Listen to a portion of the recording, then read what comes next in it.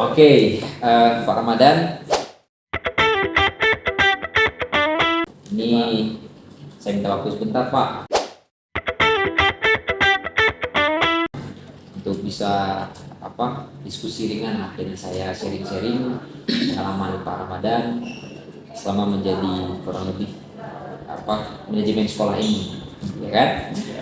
Dan sekarang udah menjadi kepala sekolah. Nah, pastinya banyak sekali pengalaman mengenai pengambilan keputusan yang sudah Pak Ramadan lakukan.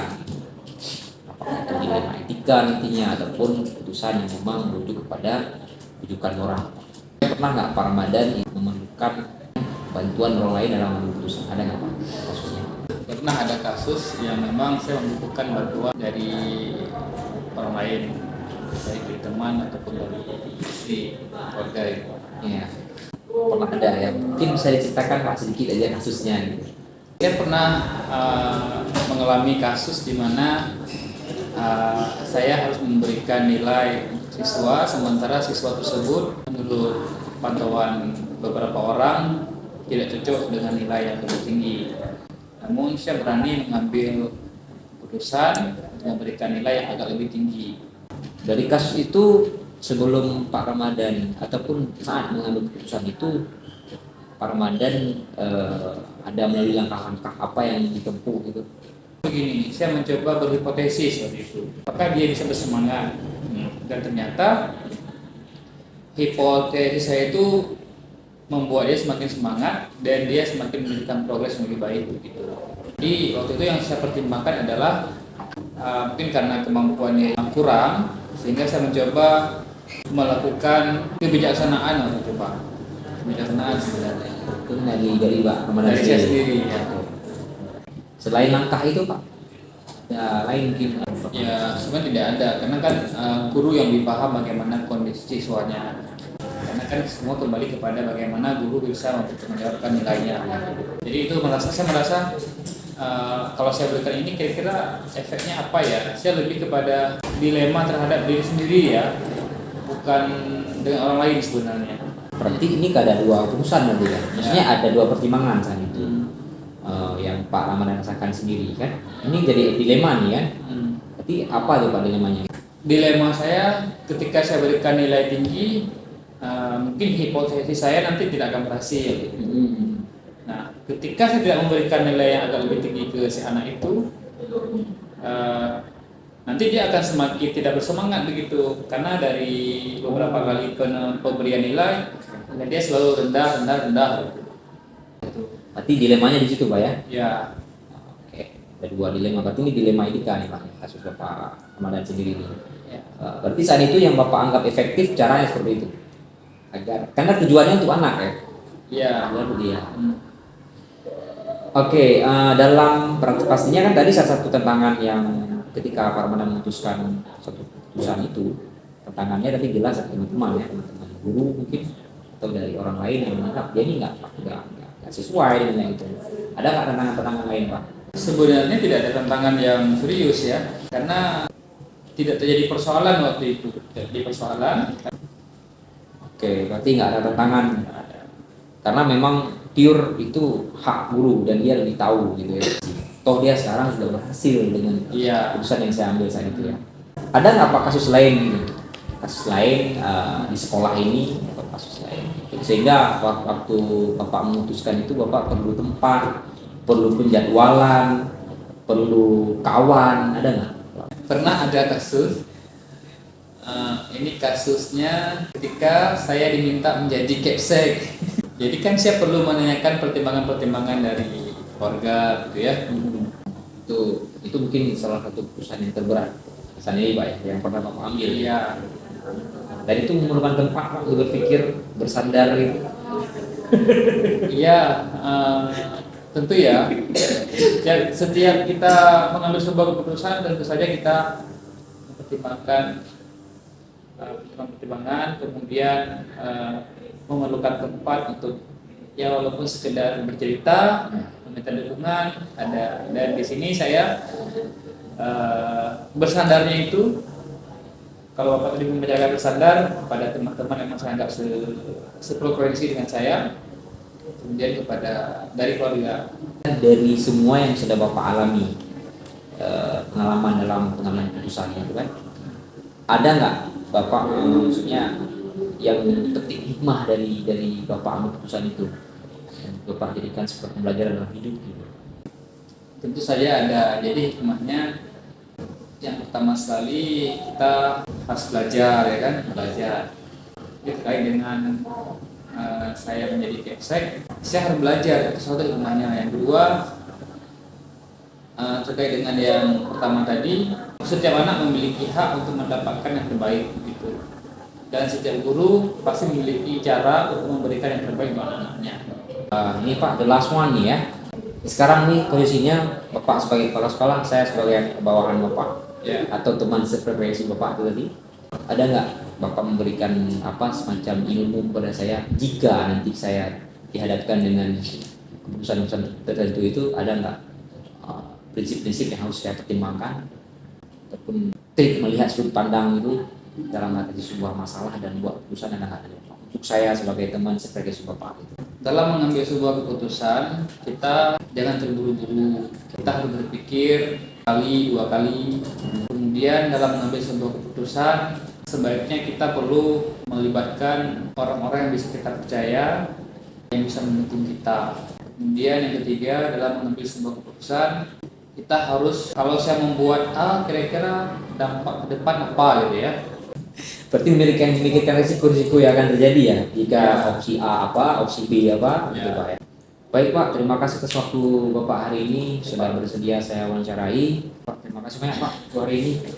Sama-sama.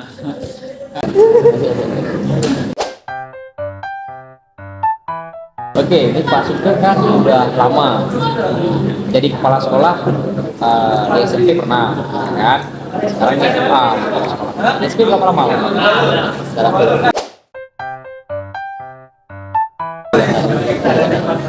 ya, tahun itu banyak sekali mungkin pengalaman yang bisa di-share kepada saya, kan? Selama menjadi kepala sekolah kita pernah dihadapkan dengan mengambil perusahaan-perusahaan sulit, ya, perusahaan-perusahaan yang sulit yang kita harus memikirkan pertama dilema sendiri, kemudian kita juga harus memikirkan kedudukan moral yang lain. Ya. Di dua hal ini kita, pertama dilema kita, kemudian yang kedua kedudukan moral. Nah, saya yang pertama apa prosedur seperti apa yang biasanya Bapak lakukan selama ini ketika mau mengambil keputusan? Ada nggak? Biasanya saya untuk mengambil keputusan itu saya konsultasi dulu. Kalau di sini kan kita ada direktur ya, ada di atas kepala sekolah. Ya, serta-merta kepala sekolah itu bisa langsung mengambil kebijakan A, B, C dan seterusnya. Artinya kita harus konsultasi dengan direktur sebagai atasan kita. Juga konsultasi ke teman kepala sekolah yang lain. Ini ada SD di sini, SMA, saya dulu. Kalau sekarang saya di SMA, tapi saya juga bisa konsultasi dengan teman-teman kepala sekolah di SMP dan di SD seperti itu.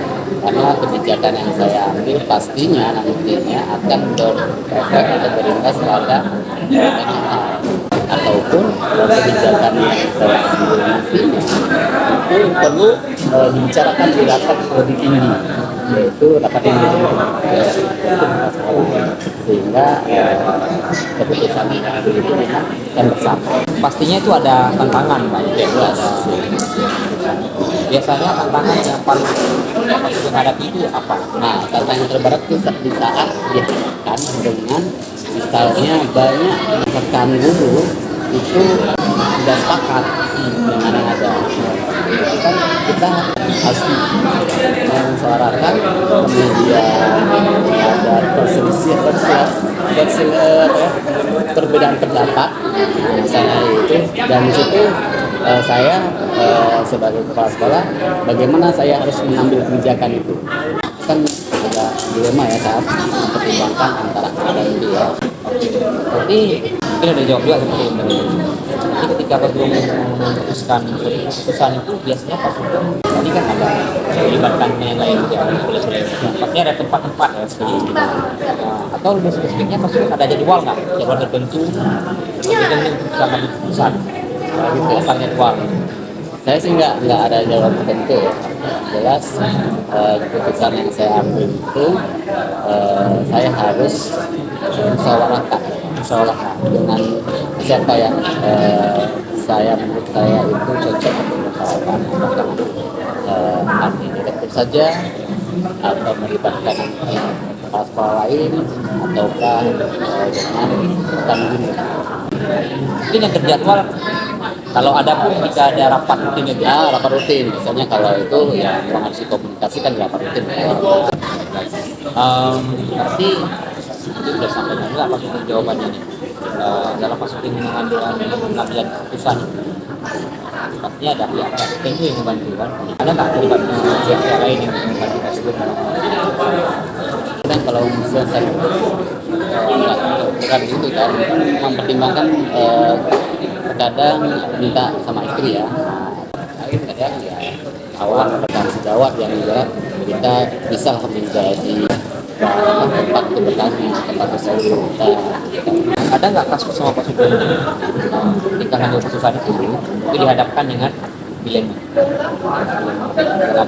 Pernah nggak ada kasus kayak gitu? Atau memang ada bukan? Nah, ada sih satu penerimaan sesuai.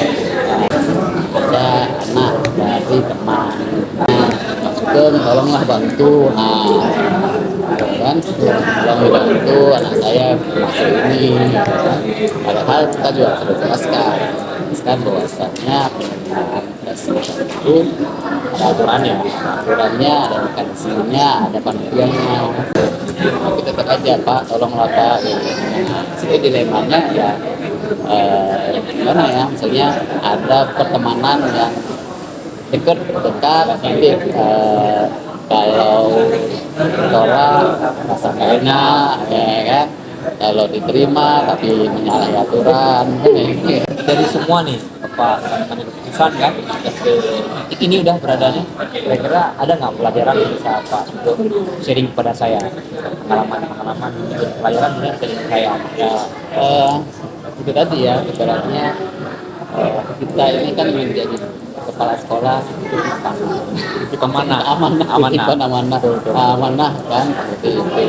Jadi hari ini kita kepala sekolah, besok sudah kan. Jadi saya merasa ya mungkin ya bagi saya kita harus mempertimbangkan orang lain. Oke deh Pak, ini sudah semua Pak jawab pertanyaan dari saya sederhananya. Terima kasih Pak atas waktunya. Sama Maksudnya Pak ya? Oke, selamat. Jadi calon bahas ke depannya.